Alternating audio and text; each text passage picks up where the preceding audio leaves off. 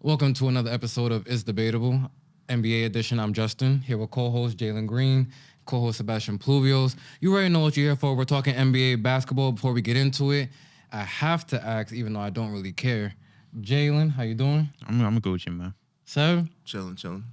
All right, so let's just get right into it, man. We're gonna start in the Eastern Conference. The Milwaukee Bucks off to a interesting start to the season, sitting at 15-7, third in the Eastern Conference.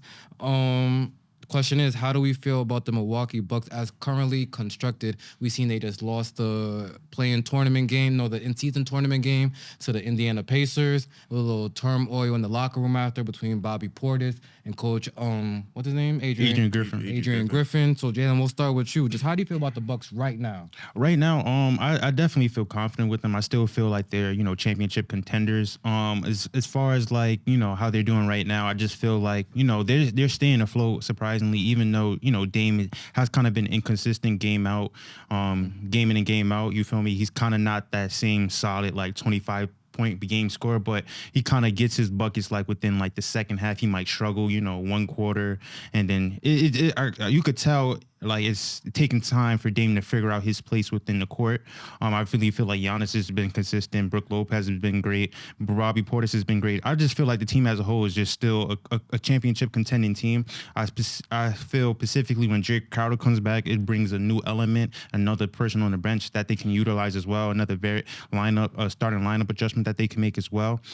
Specifically too, though, I really feel like a big thing for me and how I feel. I just feel. As much as we say like, Giannis and Dame is like 1 and 2, I personally feel that Chris Middleton has to be a consistent second option, whether or not, Giannis or Dame is having great games or not. I just feel like, you feel me, as of right now, I feel like Chris Middleton is still trying to get into the flow of things. He's still not like the scorer that he like once was or, in those all-star years. But I just feel consistently the way he scores is very effective for the Milwaukee Bucks. Giannis is very interior, he kind of prioritized the interior, and Dame is kind of perimeter oriented as well. But I really feel like Chris Middleton is the only 3-level scorer that could score efficiently from the 3-point line, mid range, and inside. So I really feel like his buckets are way more effective. I really feel like if he's consistent, and you could kind of get that same, I would say like 18 to 24 points a game from Chris Middleton. I really feel like that helps them specifically, whether or not, when Dame is having his struggles, trying to figure it out, or when Giannis is having his struggles. If Chris Middleton just stays consistent in the way he scores his buckets, I really feel like this will be a way more dangerous team once he gets inside the flow of things. Because again, I'm like, when I'm watching the game, I just feel like when Chris Middleton is, like shooting over guys in that mid range and he's like comfortable in that area, I just feel like now it kind of poses a threat for everybody and makes the game easier for everybody, because now that opens up Dame on the perimeter and opens up driving lanes for Giannis and also Brook Lopez too in the inside and on the outside as well. So I really feel like Chris Middleton will be a big part of this, and I really feel like he has to be effective on a consistent basis for them to be a championship winning team. And last point, I just feel like kind of looked at like the Warriors. Like the Warriors, when they had Kevin Durant and Stephen Curry, like Klay Thompson didn't take that back seat. He was there consistently on a consistent basis, which is a main part of why they were dangerous and were able to make a long run to the championship. So he has to fulfill that Klay Thompson role similar to what he did on the Warriors. So, To just first start off on your point, I don't think Chris Middleton could do that anymore. When I look back at it, it's been like 2 years now. We talk about if Chris Middleton could get into the flow of things. I haven't seen it thus far. I feel like that injury really is taking a toll on him more than people want to talk about it. So that's just to start off things off. So when I look at this team right now, I'm just seeing a team that's just like they're winning based off like their history and just they know their personnels, and like feel me, Giannis is still gonna take that charge. I don't feel like this team right now is as dangerous as feel me we thought they would be during like the off season. There's still a whole lot of patches that still has to be fixed up. The defense itself hasn't looked good, like, at all. I believe they've given up like around like 118 points per game, while, putting up 122. So, like, their points differential is not that big of a deal that we used to see from the Bucks, like years past, a defensive oriented team, things of that sort. So when I look at it, it's just they might have to make some moves around during the trade deadline to see what can fit and how we can, get better defensively, how we can get Dame more accustomed to how he was in Portland. Because right now, what we're saying is like it's a my turn, your turn type of thing in this Milwaukee Bucks situation. It's not like they're both clicking at the same time. Every time I look at it, it's like, all right, if Giannis is going, Giannis is like, feel me? Giannis is always going to be there.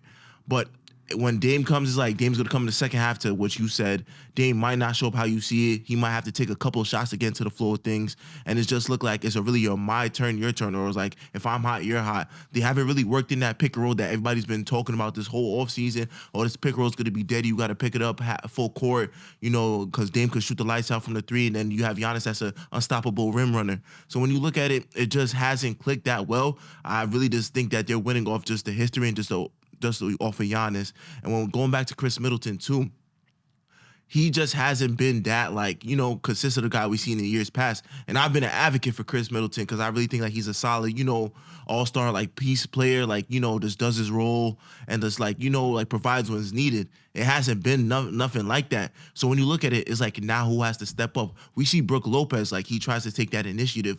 Well, Brook Lopez is past his prime. He's not gonna put up the numbers that we used to see back in the days, or even just consistently be that third option. So now you have an empty third option that's not really there.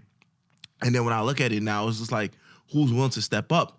And if you really don't have nobody to step up, so now I'm thinking trade deadline comes, you have to find at least a piece that could really be reliable. So I don't know if you have to give up Chris Middleton, whoever on the bench, Pat Connaughton, there's guys that's been there. Somebody has to go in order for this to fit, because when you look at it, time is ticking on that championship in Milwaukee. We say this might, stall some time for Giannis to want to stay in Milwaukee. Dame Lillard is getting a little bit older too. So there's a championship window. So you got to capitalize on it and really find what works best for this team. Because what I'm looking right now is just it doesn't really make sense on why they're just third. They're just coasting. It doesn't look like they're really taking the initiative to say, all right, let's dominate, let's build something going forward into this postseason. So I don't know what's the issue is going on there. I don't know if it's the coaching, just to what Justin said about just the whole thing about a little back and forth. I don't think that they really fall into what this coaching system is going to be. So just something has to give with this team.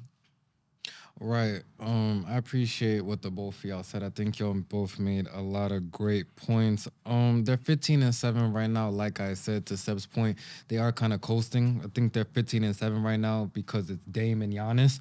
But there's just a lot of question marks with this team that they're gonna have to fix. But before I get into that, I think we all just have to relax. Still very early in the season. I know we see these pieces come together and think it's automatically just gonna work, but I've learned my lesson from being a Lakers fan and seeing Westbrook come in and thinking it was just gonna work, and it just doesn't always go like that. We see with the Clippers, brought in James Harden. Some people thought this was about to be one of the craziest offenses we've ever seen, and it's gonna take time. You can go back to when the Heat first got together. Their first 20 games, they were 10-10. We have to figure it out, and the coach has to learn how to put these egos and just all these personalities together. Now, you bring up the coach. I want to give him a chance. I just don't know if he's the right coach for this exact basketball team. There was a lot of, I feel, different coaches they could have got. Right. I think Doc Rivers would have been a better coach.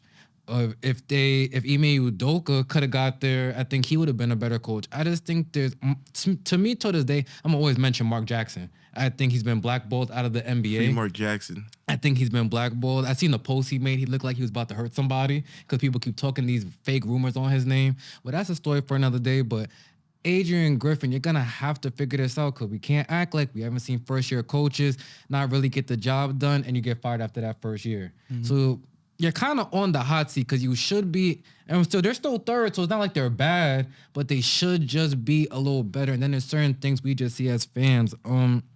And the most important thing that we see is the defense. They went from a top 5 defense last season to now 22. Yeah, now, crazy. That can't all be Drew Holiday. Drew Holiday is a great on-ball defender. He's great. But it shouldn't be that much of a drop-off. That means that the defensive schemes that the coach is trying to implement is kind of elementary, and that's how I feel about it. I'm watching the Pacers game. the zone's not gonna work. Yeah. If you have a point guard, if you have a point guard that has any type of IQ, you know you just attack the middle. That's exactly what Tyrese Haliburton was doing. So in the NBA, that can only work for so long. We seen the Heat try to do that like last year in the playoffs. It can only work for so long. Right. You need a better defensive scheme, and until you fix that, they're only gonna make it so far. Another thing, the bench production. You brought up Jay Crowder. They have to get him back. So I think that is an important 3-and-D piece they have to get. But to your point, they have to make a trade just to revamp. Not want to say revamp, but just get the team just a little bit better. They just need more of a punch off the bench to me. I'm looking at some of the names. Yeah, they got Beauchamp. He's okay. I don't know how much he'll play in the playoff. He's okay to me. They got Pat Connaughton. You brought him up. He's cool. Like, he could go. Who else they got on that bench I seen? Campaign. Bobby. He could go too. Campaign is cool, bro, but are those gonna be enough to go against the Sixers and the Boston Celtics? Yeah. Those are cool names, but I think they just have to get a little more bench production. And who brought it up? I think you brought up the pick and roll. Yeah. They have to get more of that pick and roll going. We seen Jokic and Jamal Murray, that pick and roll they used in the playoffs, in the finals, their whole run. That was very important. No one could stop it. Do y'all know that Dame Lillard does more pick and rolls with Brook Lopez and Giannis? That shouldn't happen, though. Dame and Giannis, they have to run that pick and roll to death. Because to Seb's point, I'm going to let you go, though. I'm going to let you go, Seb. Because to your point that you said, once Dame got the ball, it's either you're going to collapse because, Giannis is going to the basket, but then if that Dame's going to be open, and if you come up, quick little pass, and Giannis is at the basket. They have to run that a lot more. Adrian Griffin, you're going to have to run that a lot more. There's just certain things that I feel are very easy that he could fix, that he just hasn't done yet. And then it's like, but does the locker room trust him? Because Bobby Portis now, that happens in every locker room, so we're not going to make it seem like it's just that. But the fact that it got out means that maybe it got a little loud in there, and maybe there's something going on. That's all I want to say. Seb, you could take it back. No, I'm saying though, because a lot of reports that came out that saying that Giannis doesn't want to pick and roll, but at the end of the day, it don't that's what I see. I forgot where I seen it, so I'm not gonna go full into that. That's like AD saying you don't want to play 5. He Sometimes did it though, you're gonna have you're to, gonna have to, but it's something that you want to consistently do. So when I look at it like that, and going back to what you said with the Bobby Portis thing, I heard that he challenged him to be a better coach. But at the same time, what was the former coach last year? I already forgot. Mike Budenholzer. Mike Budenholzer. Nobody's calling out Mike Budenholzer like that. He would have been a better coach for them right now. Yeah, 100%. For a fact. I just want to say that. I think they're really panicking and they pulled the plug on that, especially if they didn't know they was going to get Dame. I guess they was late runners. I think he would have worked something out way better because the offense last year still looked a little bit more dynamic. And the defensive schemes that they had, you can't put somebody... I mean, then it goes back to Drew Holiday again, to what we talked about. Feel me? Drew Holiday, you saying there's no way Drew Holiday could have made up for all that defense, but it really can. No, when you could some of it, but not from top 5 to 22, though. So I think for that makes some of it, difference, yes, but not though. Everything, though. But if you could guard that 1, 2, 3, and you play passing lanes like that, we don't see Dame Lillard play these passing lanes. He can't hold his own ball. Yeah. And when you get a switch on Dame Lillard, a taller guy can really take him. And now that takes everybody out their position to come and help. So the zone might not work too if you don't have somebody that could really hold their own. Yeah. Well, I'm about to let you go, Jay. Yeah. But let me just say this about defense. I love to play defense. It's not always about height, and you gotta have heart. Dame Lillard, you have to move your legs and you have to play defense. Now he's not a defensive player. We understand that, but you can't be mediocre. You gotta have more heart out there. Tyrese Haliburton talking about it's his time and I could do that too. Take that matchup serious. Dame look like he's pouting, and I don't know really what's going on. I didn't like the press conference interview. I didn't like the post conference just saying this. I know it's your time, but be humble. I didn't like that. I like the thing where it's just I bet I'll remember that. You got to take the initiative. I'm Watch guarding. when I see you next month. Yeah. On the like a guy like Pat Bev. If somebody did that to Pat Bev, he's guarding that motherfucker the whole game. Dame Lillard, you could Dame Lillard could guard him. Yeah. But it's you just choosing not to. You're falling in line with the system. As a superstar player, you have to take initiative that nobody's going to ever disrespect you. I'm waving off the coach. No, I'm pulling my pants.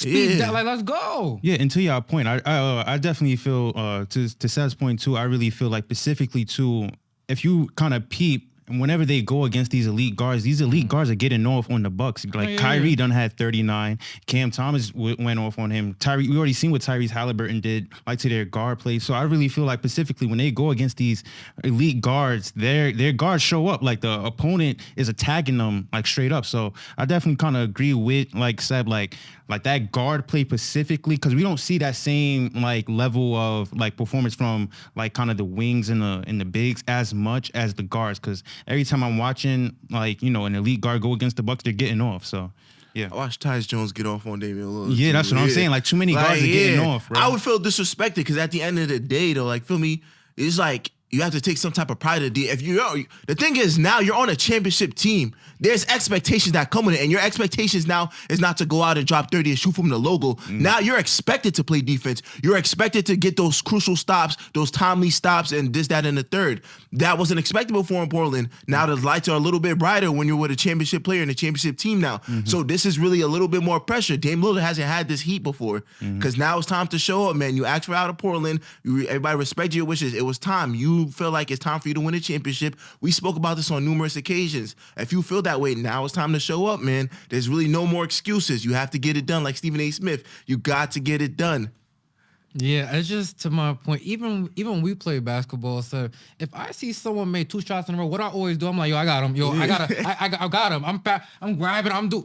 Make an impact. Don't just be like, oh, what a coach said. I guess just drop back on the bigger roll. So let me just and Tyrese Haliburton just keep shooting from third. No, bro, knock him on his ass real quick. Just do something to stop the bleeding. You gotta be. I feel like this team don't got like that. They know that they're good, feel me? They know that, feel me, it's been years, they're a championship team, and they got championship DNA, so that's always going to be there to help them get through the regular season. But what you want to do now is just like, you have to build some type of identity. Right now, we don't have an identity. It's just Dame and Giannis. And right now, like, feel me, I like what Giannis is doing, but I feel like he has to take more of an initiative to really get, like, uplift his team and to get him going. Yeah. And also about the Chris Middleton thing you said, I'm sort of more on Jalen's side. I think he could still get 18 points tonight. Yeah. I think now the injuries, you got to work back from that. Also now he's the third option. He before he was the second option, so his role is probably a little bit different. So coming back from injury and your role changing, that's gonna take time. We're still in December. We gotta give that time though, Seb. I still think he could be that third option, give you 15 to 18 points tonight, stretch the floor that 3-point shot, and maybe guard the second best defender. Now I don't know about the first defender. He's not. At least the second best player on the Chris team. Middleton I seen like before this injury is like he's a little bit I more seen him the slow. other night. He wasn't bad. Yeah, like you see you glimpses. could have your flashes, but Yeah. we're talking about a Chris Middleton that dropped 40 in the finals. I see Chris Middleton get on. His role changed though, so he's not. But I'm saying he's a guy that like he can score anywhere before the floor. You need him to post up. It's mid, but I feel like it's a little step slower too. And he was not a bad defender too. Yeah. Nowadays he's a step slower on the defensive end too. And going back to last year's playoff too, it looked like feel me when they had Drew Holiday. Chris Middleton at a point took initiative and all right, let me guard these wing players. It just doesn't look the same. But to the point, you gotta also remember these basketball players, training camp and off seasons matter. If you don't get your regular off season and now you're having to recover from injuries, you're not getting the same type of reps up. You're not training how you usually get to train. So now it's like you're trying to work your way within the season. Dame's here now, new coach. There's a whole bunch of things going on right now. You gotta give it time. That's all I'm saying. Now, if we get to like February, March, and he's still looking like he's 37 years old when he's not, then we have a problem. That deadline, man. That deadline says a lot too, especially for these. I'm not trading Middleton. We're not trading for what? You gotta. I mean, not trade him, but Middleton. I'm talking not Middleton, but just overall, anybody's expendable, especially that bench.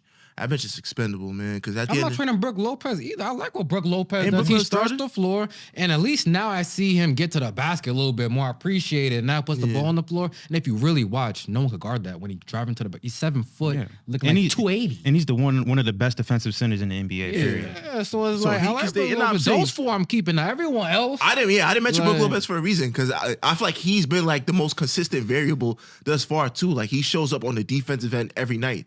He's somebody that could really alternate alternate a shot, really block shots too. So like Brook Lopez could definitely stay. I have no problem with him. It's just everything else I've seen, like even Bobby Portis, like feel me. To your point, you said he looked like solid, but like feel me. Now he's not shooting the three. Yeah, though. like last year, like feel me. It looks different, like it different. And for today's NBA, it's sad, but you gotta shoot the three ball. Yeah, you want high minutes, yeah, gotta shoot the three.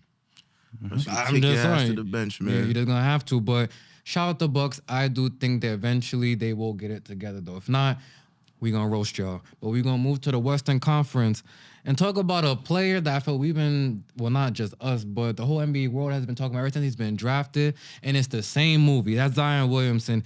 And we're just gonna start off with you, Seb. Can Zion be the best player on a championship team from what you've seen so far? No. And the thing is, I'm somebody that was high on Zion coming in. I'm just like, yo, this is a man amongst boys. Like, he looked dominant in what he was doing. Like, feel me? When he was healthy, I'm looking like, all right, you feel me? He could get his points very efficiently. Didn't really need to shoot the ball like that. You know, probably like a 48% field goal to 50% field goal on just dominating the paint. Now, when you look at it, it's just the same shit every year, and I'm tired of saying it. I'm literally tired of saying it. Like, feel me? Oh, if he's healthy, he got to take his dieting seriously. Like, why are there still reports coming out that the GMs have to tell you that you have to be healthy, that you have to go on a diet? What the fuck are you? Who are you listening to? Mm-hmm. Who are your peoples? Who are they telling you, bro? Like, there's no fucking way that we're still in like year 4 or 5 of his career now, and people are still telling me he has to change his diet. Every offseason, it comes to a point where he said, oh yeah, he's looking a little bit more slim. Every year, the Pelicans post an IG picture of him in the weight room. Look at, Zion look different. The whole media goes fucking crazy. Oh yeah, Zion's coming to kill. Like, feel me? I have not seen it yet. I literally have not seen it yet. I don't know what the fuck is going on with Zion Williamson. You were a number 1 pick. They were just gassing up to be just as good as LeBron. Before Wembanyama, before Wembanyama, they were saying that Zion Williamson is supposed to be like the next LeBron James. They was going crazy. They was all going Zion crazy. I was a part of it too, which is the fucked up part about it, because I'm thinking like, yo, like this kid really got potential, and now he's just wasting his potential. So just to backtrack a little bit, I just don't think, maybe it's the Pelicans organization that doesn't fit him, or just maybe just that he just doesn't care. So when I'm looking at it now, it's just like, I'm watching Zion play. He doesn't look the same like how he did like these past 2 years. I feel like he's taking a little bit step back aggressively. I feel like he's just falling in line with whatever the Pelicans want him to do. They paid him the money. Like, if they're gonna pay him the money, bro, go crazy, bro. You're supposed to be an MVP caliber type of player, man. And I've not seen none of that. So what I've seen right now is just that he can't be. There's just no way. I've not seen no flashes of anything that's gotten better. Not even a 3-point shooting, just nothing really has gotten better. I feel like he's just going just straight off of his strength and just like trying to dominate. And that's sorry about that. You go, bro. Yeah, just to that point, it's just like it hasn't clicked. Nothing has clicked thus far.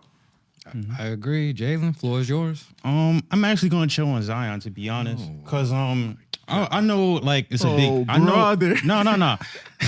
I know it's a big storyline and everything, but I feel like, you know, like, aside from the media standpoint, like, you feel me, the 2 prior seasons, you know, Zion averaged 27 and 26 before this season. Now he's averaging like 20, 22, and he's like shooting games, and he's shooting like 58% from the field. He's having a great season. Now, for me, I feel like specifically the struggles is his fit with this team. Now, when we seen the Pelicans in the playoffs when it was just Brandon Ingram and CJ McCollum, we kind of seen the success that they had. You feel me? And now they're trying to fit Zion into it. Now, I don't understand this kind of Zion's place within this team per se. I definitely feel like, you know, like Zion is a terrific player, but specifically for this team, I don't really feel like he makes the game easier for anybody else on the team. I really feel like him pairing with Brandon Ingram is kind of not, I don't really feel like that's a good pairing for him. And specifically, too, you have CJ McCollum at running the point. He's more so a score first guard. So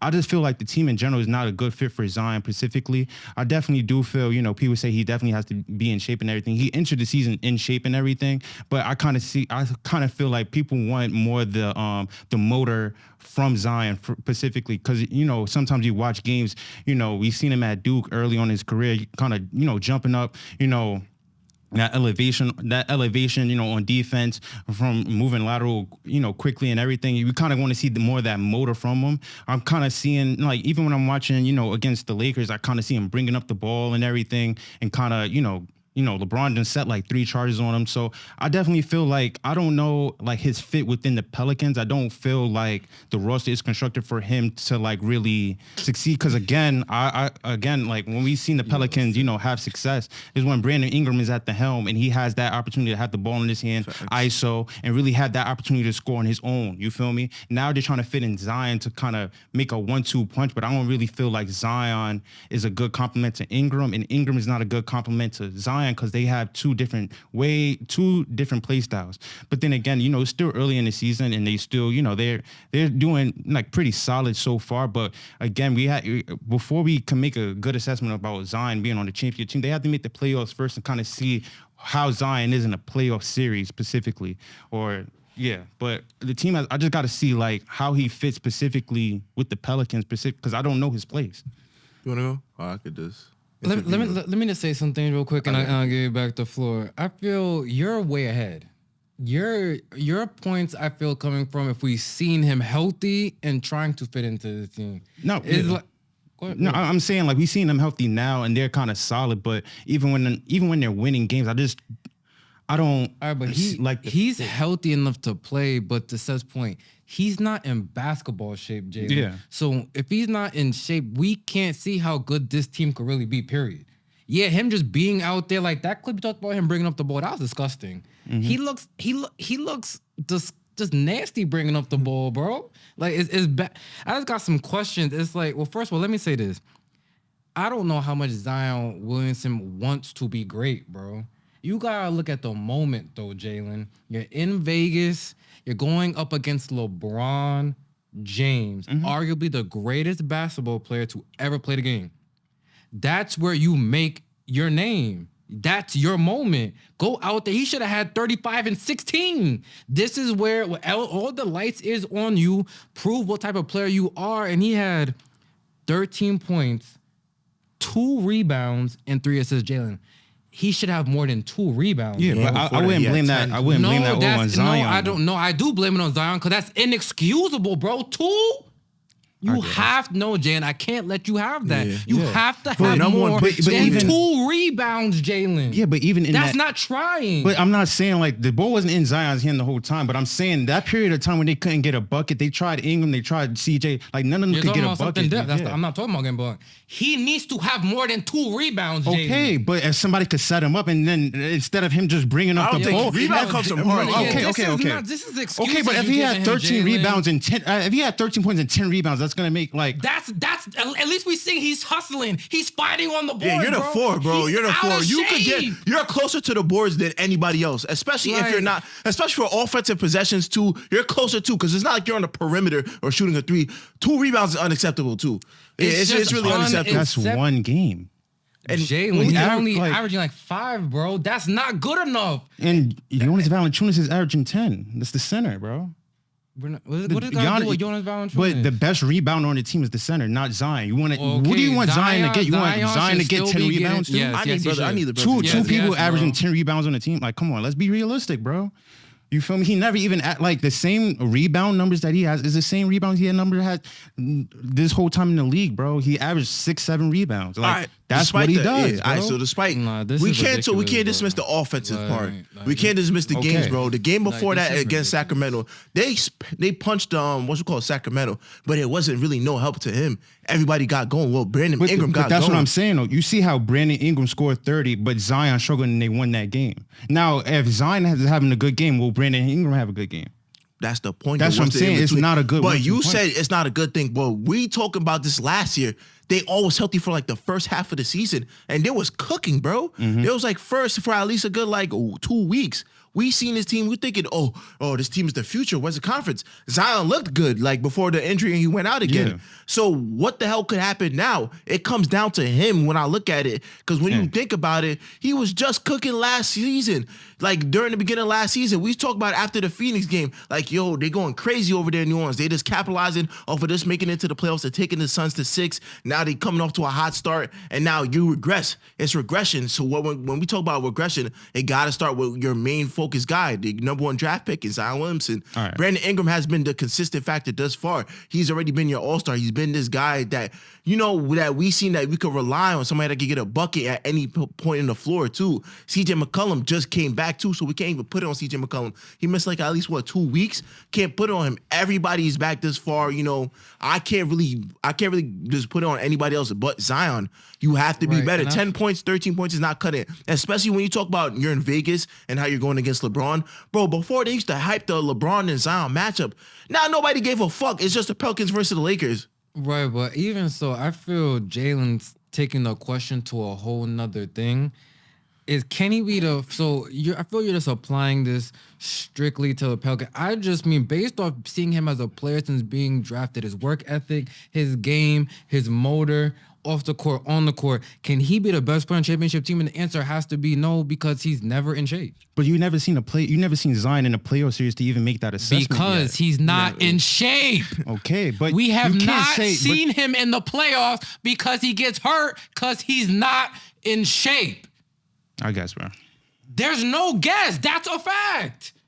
I'm gonna leave it at that, man. Charles Barkley always tells the story. He came into the league, he was out of shape. Yeah, he could still be effective because he was Charles Barkley. We get that. Just like how Zion is Zion. But he said for him to take his game to the next level, he had to get in shape. So all right, so when Zion gets in shape, what do you expect from him when he gets in shape? Bro, we've been waiting for this for 5 years. No. I'm saying no. Can I answer the question? All right, go ahead. When he gets in shape, now we want to see a large sample size, and then we can address, okay, I'm saying does he play well with Brandon Ingram? How does he affect each other? Then we can make, none of your assumptions was wrong. That's why I said you're ahead. Yeah. Before we get there, he needs to get in shape. But that's what I'm saying. That's what I'm saying, though. If he gets in shape, if he gets hurt because he's not in shape. But if he it's all a domino. Okay, but I'm saying he hasn't gotten injured this whole season. Now we're talking about he's not in shape. He's not injured, but he's not in shape. Nah, it's the same amount of games that he played like around last year. He didn't stop playing until like this. But I'm saying, February. we say like he's not in shape, but he hasn't missed a game. But we're saying like right now he's struggling right now because he's not in shape.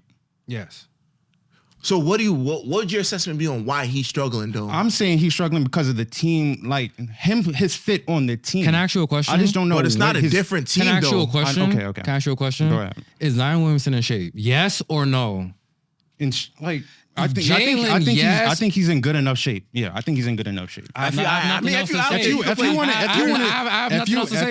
you want to see Zion with all these rips, and I feel like he's in good enough. He came into the season in good enough shape. I have nothing. But what I'm saying is back to what we was talking about. You said it just hasn't worked. So what about the seasons before that? This is this is not their first season together. Yeah. It's at least their second season together. But I'm saying though, when they had their success and when the Pelicans were playing well is when Zion was out the lineup and everything ran through Brandon Ingram and CJ McCollum. We've seen it in the play, but the beginning of last year though, they had at least a 25 to 30 game sample where they all played together and they looked solid. They had a positive winning record. They was top 5 in the West though. I get that. You're saying in the beginning of the season. I'm saying in the whole playoff series when the game is actually a game.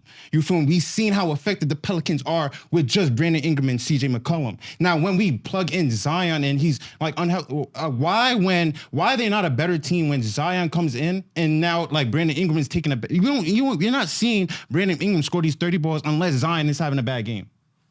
It's not like Brandon Ingram and Zion are playing good both. It's either Brandon Ingram having a good game or Zion is having a good game. They're not together. You feel me? That's what I'm saying. It was last year though. That's what I'm saying. So what is the major drop off though? The X factor has to be Zion Williamson because Brandon Ingram has been consistent thus far. But that's what I'm saying though. In the beginning of the season when they were having success, Zion was averaging 27 a game and made the All-Star team. Last year? Brandon, yes. He was averaging 27, bro. You can look at it. Last year he was averaging 27. He made the All-Star team. And then where was Brandon Ingram in that span? Averaging around 20 or 23. 20. And then CJ McCollum was around that 15. Everything fell in line. So you tell me now it has not automatically Brandon Ingram just became the best player. He had to become the best player because right now Zion is looking like crap. And we see in the sample size that we seen, bro. Let's check his last 10, bro. Is there something that compare? If we check his last 10 from this year and last year, it's a whole different thing. So the variable has to be he's not in shape. There's no reason why these reports are coming out that he doesn't listen to his like trainers or he doesn't listen to like his diet, just follow a diet, bro. Why are these reports coming out, bro? This is like your 5th year. Everything has been talked about is diet this, losing weight that, maintaining certain weight class. They even put that in his incentive for his contract when they signed him for that max. So why are these reports still coming out? Bro, even Charles Barkley told them the simplest shit. If it tastes good, spit it out. Pause. Pause. Pause. If it tastes good, spit it out. Nah, that's what he said, bro. So why is this whole narrative now is that you're not in shape because of your diet, bro? You went on the Gilbert Arenas podcast, you're like, yo, it'd be hard for me to like chill. Like, feel me? Why is it like, feel me? Is this an addiction or something? Like, is this something more than basketball to where like, feel me, you can't like turn down food? Like, I don't know what to say because at the end of the day, bro, we talk about Zion. When we first talked about Zion, like, yo, this kid has potential. We're not really seeing that right now. We seeing he's cool. Bro, we're not gonna sit here and act like Zion is playing bad, bro. Like, he's having a good season, bro. Like, we're not gonna sit here and do that, bro. It's not good enough. When you're a number 1 pick and they gassed him up to be damn near LeBron James, bro. Right. Nobody's gonna forget all about that, bro. Yeah, my problem is that just to your point, before he was drafted, all this hype and Duke and all that. I don't know about the next LeBron. I will never believe that. But no, those reports, I know what you're saying. Yeah, they was going crazy. I just never go with that. But his hype was crazy, bro. He's supposed to be a generational talent. Through these first 4 to 5 years, he has not looked like that. Now, if you want to say he's playing okay, decent, bro, he's getting paid too much money for that. And they're expecting more out of him, bro. My problem with you, Jalen, like, you know the game of basketball to a T. Yeah. It's fine, bro. You let all these players slide, bro. And then when I look at players like Kobe Bryant, LeBron James, who dedicated their life to the game, bro, it mattered to them. Right now, I do not think it matters that much to Zion Williamson, bro. I'm seeing him in the press conference after they beat whatever team to advance. He's with Brandon Ingram. He looks high as hell. Bro, it's just he doesn't look serious. This is all a joke. And it was a big game. You had 13, 2 rebounds, and 3 assists. But I guess it's because he can't. The lights are a little bit brighter in Ingram. Vegas, bro. The lights are brighter in Vegas, bro. I just don't know. We're seeing everybody else taking these initiatives to like step up and do better, bro. When you definitely have that hype around you, and you know the hype is around you too, and you even talked about it in the off season, like, yo, I'm trying to get better. You had all these distractions in the off season, bro. So you're supposed to come in and lock in on basketball, bro. It's not like, feel me, we're just saying this because, like, he didn't lock in on basketball. We're saying this because, like, feel me, we're expecting more out of somebody. You just got paid, bro. Yeah. We're expecting a little bit more out of you. Like, feel me? We're not saying he's having a bad season, but the expectation, and just to this question alone, where you saying, can he be a leader of a championship team? I don't see it right now. I don't. Yeah, that was the question, not can he coexist with Brandon Ingram. If you feel like he can't, he can. No, I'm saying that's great. No, but I just said that specifically because I haven't seen him in a playoff series to make that assessment of whether he's a... Now, stay right there. Yeah. You haven't seen him in the playoffs. Why? Because he's been injured, yeah. Why? Because he got injured. Why? It's not because he's out of shape, bro. It's not like bro. No. What we're not gonna do, no. What we're not gonna do is just act foolish, bro. No. What we're not gonna do is just act foolish. Now, of course, Jalen, not gonna every single injury he has. It's not like, he's out of shape because like, of the weight, but half of them have. All right, and that's a fact. That brother blew his shoes out, bro. That's just a fact. Half of them have been because of his weight. That's just a fact. Because of his weight. All right, bro. It's like, why don't you want to believe that? Oh, no, my fault. You think he's in shape? My fault. All right. My fault. He's in shape. I guess, man. I digress, bro. No. So we can move on to the back to the Eastern Conference. The Indiana Pacers, a team that is playing good basketball right now. Last time I spoke on them, I wasn't too big on the team. I thought Tyrese Haliburton was cool. I sat down. I really been watching. I seen the Milwaukee Bucks game. Yes, Tyrese Haliburton is a little better than I thought he was. I apologize. I was wrong on that. Kareem was right. Jalen was right. You was right on being accountable. The team is even better than I thought they was. but they still don't play no motherfucking defense. Nah, it's quiet. That's not changing. But I just want to start with Jalen. How serious should we be taking the Pacers though? I think teams should really take the Indiana Pacers very seriously. I definitely feel like, to their credit, I definitely like the way they run their offense. It's very quick. It's not like, too much to think about. I really feel like they take the first best look available. They're not really, trying to prolong their offense. You feel me? They're trying to get to what they want to get to. I feel like Tyrese Haliburton does a great job of that, just facilitating the offense, just making sure they're running at a good pace. Same thing with Bruce Brown as well. I really feel like the pace, ironically, they're the Pacers, but they're running at a good pace. Like, it's very fast and quick. You feel me? It's not like too many decisions being made. Even to the, the in-season tournament game, there's too many times where they're trying to inbound the ball. They're getting up the court very quickly before the Bucks even get anything set and running. So I just give a credit to them and just the way they run their offense. Rick Carlisle is doing a good job. The only problem I have specifically with the Pacers is just, as good as Tyrese Haliburton is, I really feel like the ball is just in his hands a little bit too much.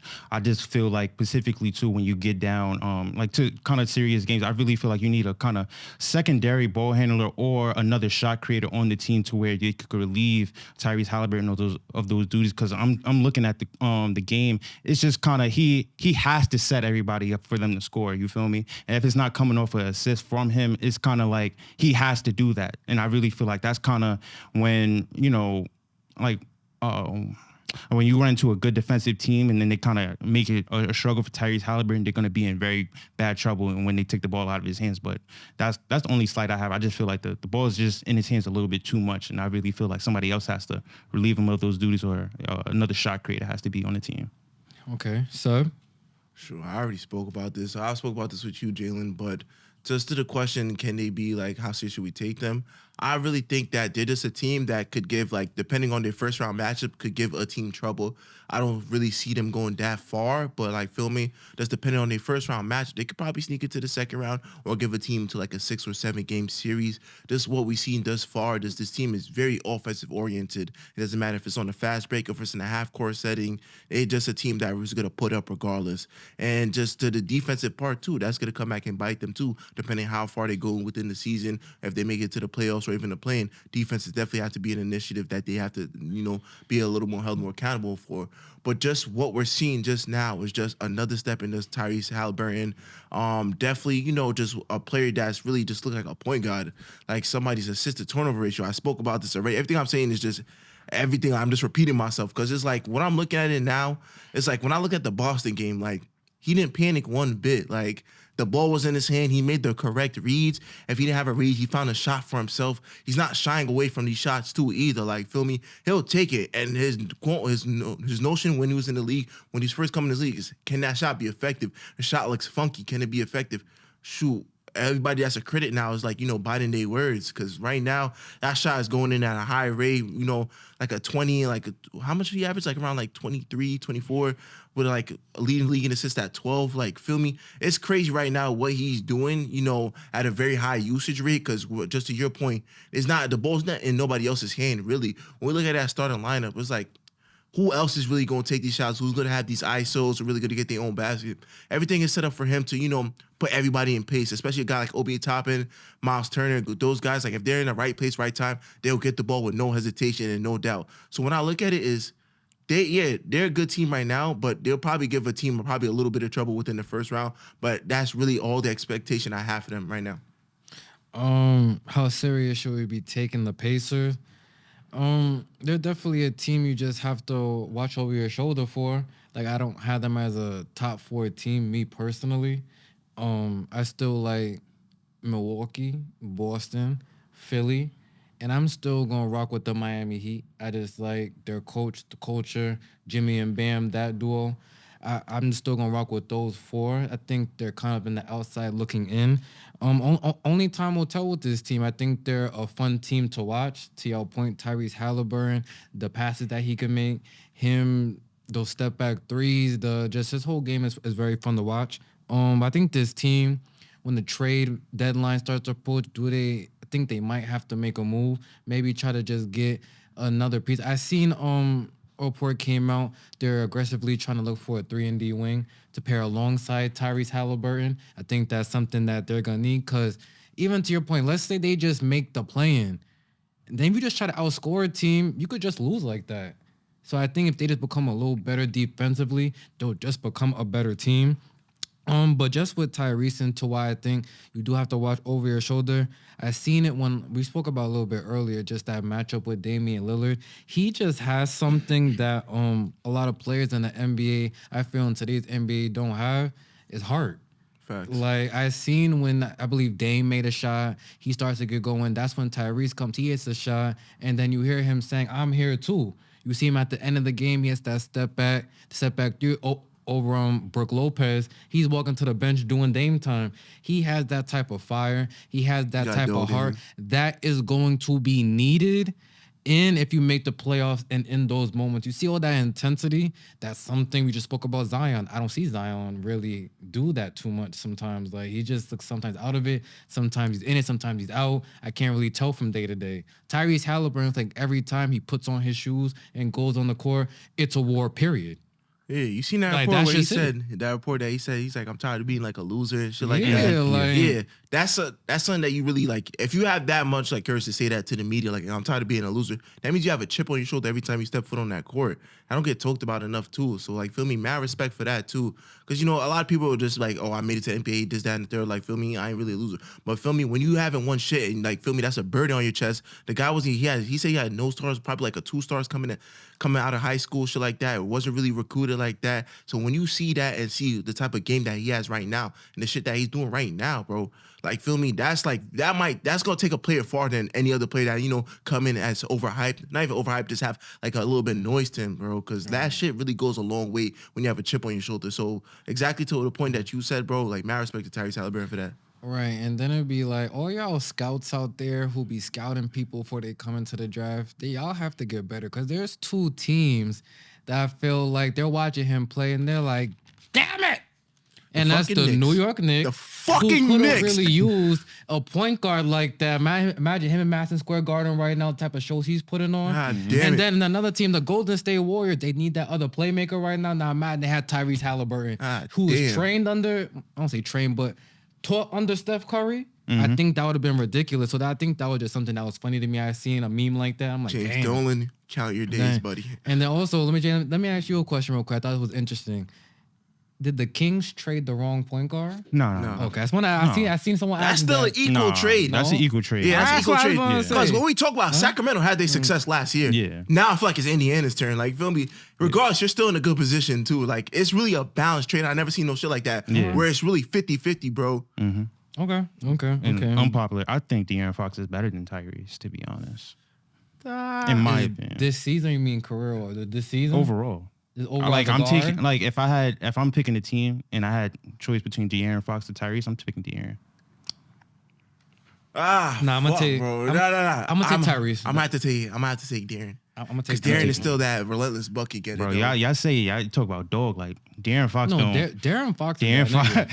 De'Aaron Yo, Fox. we gonna put a poll up. Yo, who would y'all rather have, De'Aaron Fox or Tyrese? We put a poll where? A poll up. Up where? From the IG page, bro. Get your mind to gutter, I'm just bro. saying, clear what you were saying, bro. You said it real. Hang on, I'm about to put a poll up. Like, If we gonna pull a poll up on the IG page, bro, Damn, fuck what bro. they say right now, bro. Pause. damn. Yo, De'Aaron man. Fox or Tyrese Haliburton, man. Y'all All right, pick. hold on. We got to move to the next segment. That was kind of crazy. Alright, bro. We What the gotta fuck, move bro? on. You can't say nothing in today's society, bro. Fuck, bro. I excuse Seb. He came late. I don't know what he was doing before. Listen, I don't know, bro. I was calling traffic, bro. I don't know about you, bro. I was here. Like, what do you mean about me? No, but let's move on to the last segment of the show. We're going to be talking LeBron James. We all seen he's been having a very good season. I think he looks better than last season. Crazy enough to me. But I just want to ask you, Seb, is LeBron James right now the best player in the NBA? No, but he's top 5, though. I definitely gave him, like, 2 weeks ago when Travis here, we talked about it. I said I really had to debate between if it was between him, Steph, or KD. I had to give it to him, bro. Just everything that you see. Oh my fucking gosh! Pause, nigga. Pause. So just everything I've seen thus far is just like he has not took a step back. Really, like everything that you really see from him is just like. You still see he puts in the work like every off season, just coming into the season. Like we thought, like yo, how is he gonna manage? Like year 21, you see everybody's like points per game. You know, they said Vince Carter, who else? Like all these other Vince players. Carter, Kevin Garnett. None of these niggas average double digits. The man is averaging like around 25 to 26 points per game still in year 21. 39 years old, bro. Like, feel me? There's people 39 years old that have back problems, bro. Fucked up, all types of shit. This guy LeBron is coming out here and playing at the highest rate, still finishing at the basket at the highest rate too. You know, just what we see even in that Pels game. He was cooking, bro. The brother was cooking. They said that was the quickest 30 points that they had, like one of the quickest 30 points. Brother, back-to-back threes, bro. He's still doing that, bro. Like, feel me? There's not even a drop-off, bro. Not a lot of people get talked about that. Longevity You is didn't really see the something. 360 layup the other day? Bro, yeah. Under the that was tough. basket, the three.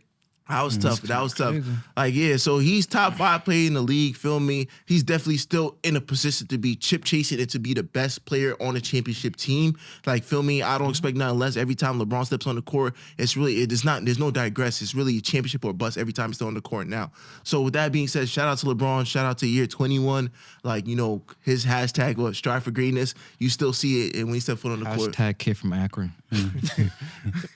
Jalen, talk to us. Is LeBron James at today's current date, December 9th, is he the best player in the NBA? Oh, no, not to me. I still feel it's Nikola Jokic, but I feel like, you know, to his credit, I feel like we know about this because of battle rap. You know, like when we say like end game, like Right. LeBron James is still the end game for me. Like I feel like, you know, whenever you have that, you know, up, like we're going to see it tonight, you know, with Tyrese Haliburton, when it's that matchup and something's on the line, you have to get through LeBron. He's end game, like to really prove yourself. We seen how Nikola Jokic kind of got through that. Yeah. Like last season, he got through his end game, you know, like when Devin Booker in that first round, like he got through LeBron, but after that, yeah, like even after Steph, after you beat LeBron, you start to get your credit. But I still feel like LeBron is that end game for everybody in the NBA. Like if you really, you know, you might have talks of you being a star or a superstar, but to really solidify yourself, you really got to go against LeBron James to really prove yourself. So I don't feel like he's the best player just because, you know, I feel like Nikola Jokic at this time and date is just overall the best player in the NBA. But I definitely feel like to Sad's point, you can make an argument he's top 5 as well. But he's definitely the end game for everybody in this NBA. And you cannot be proven or anything to you go against LeBron or have a great performance against LeBron and beat him. So I feel like he's just the end game of the NBA. Okay, is LeBron James still the best player in the NBA at today's current date? No, I'm gonna have to agree with Jalen. I still think it's Nikola Jokic. I told y'all this when the Heat played the Nuggets last season. Jimmy Butler led that team to the chip. Jimmy Butler was the best player in the NBA to me until proven wrong.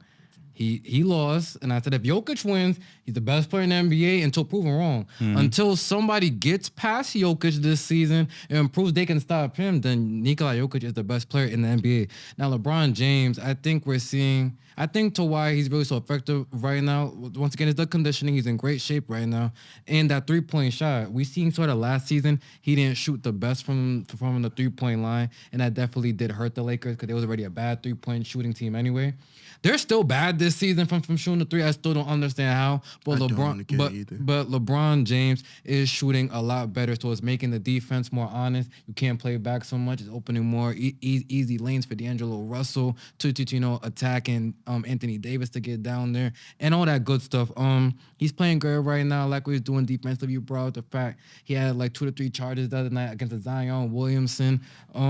He's just being great, still getting everyone involved. I don't know if you've seen the clip to where I think they were playing the Suns that game. He was talking to AD on the bench and just that IQ. Mm-hmm. Like I think that's also a huge factor to why he's still very effective because before he even plays the dribble the ball, he sees the court. Right? He gets everyone in the right position. Coach on the court. He's just great. Like I never really say anything bad about him, but I can't find nothing right now. He's just playing great basketball. I want to see him continue. Hopefully he can continue just playing the playoffs.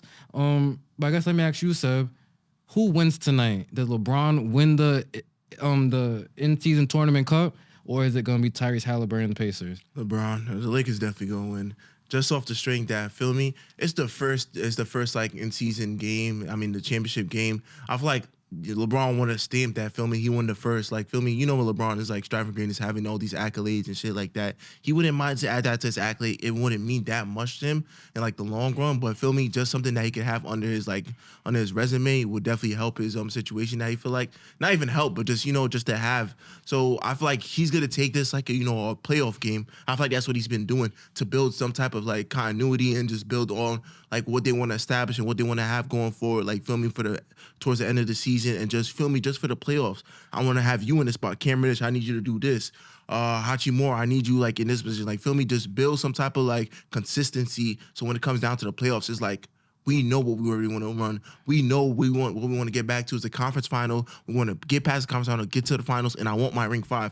So feel me, I feel like LeBron James is taking these little games, these playing games a little bit seriously more than like any other team. Feel me, the Pacers are like, they're in a high moment, like they're living off a high. Like, yo, feel me, like we're actually a solid team this year. Like, feel me? Like, let's build off that. Let's make the playoffs. The Lakers are thinking more like, let's take these playing games seriously, because a lot of these teams, we might have to take a run for them in the playoffs. So like that Phoenix game, you really seen this, the defense and just how serious they took it towards the end. We might have to see Phoenix down in like later on in the season. So let's take this game seriously. Like a team like the Pacers, like, let's keep building off that. Everything that they're doing, I feel like, is just to build momentum. So when the ends of the season comes, we have that utmost confidence that no matter how down we are, or no matter what type of position we are within this team, feel me, we could overcome that and have a little bit of adversity. Okay, Jay, I want to ask you, who wins tonight and why? Pacers or Lakers? Oh, I got the Lakers, and specifically too, I feel like a lot is at stake for both teams. But I know it's just the in-season tournament game. But specifically too, I feel like on the Lakers side, just on the fact that the Lakers are just one of the greatest organizations in history, them being the first to win like the in-season tournament, I really feel like once it continues on, just them being the first to win it is gonna kind of stamp them more with the legacy, being the greatest team and everything. And I do feel specifically, I heard this from somebody else, like if LeBron James win this MVP, they could potentially name this award after him, like the MVP award after him, The knowing LeBron that. Cup? Yeah, like no, I'm saying like the in-season tournament MVP. You know how they The changed LeBron in season. yeah, like they changed like the MVP award to like the Michael Jordan award and everything. I really feel like if he wins this first one specifically, like he has the potential to kind of have this award named after him and everything. I know that it may not mean as much as just the in-season tournament, but it is something at least. It's a big deal. Yeah, it is kind of like a big deal because it's history. At the end of the day, you're the first one to win it, and also too, for the Pacers, I just feel. I don't feel like they just had that. I feel like as much as they had like ease, running the pace and everything, moving at a fast pace. I definitely feel like the Lakers are one of the best defensive teams in the NBA, and I really feel like they could definitely just slow them down. I really feel like you're gonna just run up and down the court against the Lakers. You feel me? AD is gonna put a stop to that. I really feel like LeBron James himself is a great defensive player. Like they're not gonna just be able to get up and down so quickly. So I definitely got the Lakers. Right. I think this game might come down to the first quarter. Who just comes out the gate hot? I know sometimes the Lakers, they're not too good in the first quarter. First quarter woes. Right. And I don't think the Pacers is the type of team you want to let get off to that crazy, crazy hot start, because they're going to ride that momentum damn near the whole game. I think it's going to come down to this first quarter. Now, if I see the Lakers and Anthony Davis set that dominance and set that tone to start the game, I think the Lakers will win. But if they let the Pacers just get off on Tyrese, Haliburton shooting these threes, Buddy Hield, Benedict Mathurin, you land Obi Toppin doing behind the back alley-oops, if that's all in the first quarter, I just don't like the Lakers' chances. But I will pick them just based off LeBron's IQ and to your point how he's taking this serious. So I'll rock with them. I think it will be high scoring. Yeah, and I'm going to go with the Lakers. Now, by the time this comes out, this video drops, there will be a winner. So congratulations to the Pacers. If y'all win and Tyrese Haliburton, because he'll probably get the in-season cup tournament ring, whatever the hell they're calling that damn thing. And if the Lakers do win, probably most likely going to go to LeBron James. So shout out to y'all too. Shout out to the Pacers. Shout out to the Lakers. Two teams that have been giving us great basketball to watch to start the NBA season. And I did want to ask you just before we get off air, who's in better shape right now, LeBron or Zion? Oh, LeBron. Okay, so that's gonna do it for this episode of It's Debatable. Make sure you follow us on all social media platforms at It's Debatable _. And then follow me at Justin Jones on Facebook for details and developments on the platform.